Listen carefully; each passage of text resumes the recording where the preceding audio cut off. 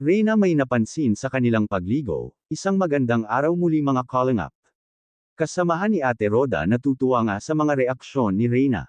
At napakakulit na nga nito sa kadahilanang nakarinig nga si Reyna ng tunog ng polaka at ginagaya nga niya ito bagay na sobrang tuwang-tuwa ang kasamahan ni Ate Roda mga calling up. Dahilan nga ay nabibigkas na nga ni Reyna ng maayos ang kanyang nga wika. At napakalaking tulong nga ang speech therapy kay Reyna mga calling up dahil malinaw na nga ang pagkakabigkas ng kanyang mga salita. Grabe ang progress ni Reyna ngayon at aktibo na nga ito sa mga bagay-bagay na nangyayari sa kanyang buhay ngayon mga calling up. Sunod-sunod nga ang mga kaganapan sa buhay ni Reyna mga aktibidad na kanyang ginagalawan.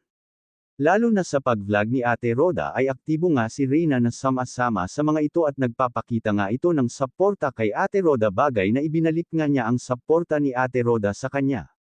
Kung baga give and take nga ang mga ito mga calling up kahit ganun si Reyna ay nakasanayan na nga niya ang tumulong sa kapwa dahilan na rin naa-adapt na niya ang mga pangyayari sa kanyang paligid mga calling up. Kagustuhan nga nito ang tumulong sa kapwa gaya ng pagtulong sa kanya at sa pagmamahal sa calling up team.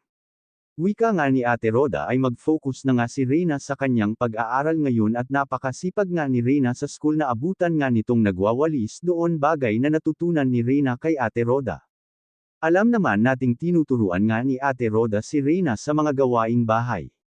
Bagay na napakalaking tulong nito kay Reyna na a-adapt nga niya sa school at mapapahanga nga nito ang kanyang guro.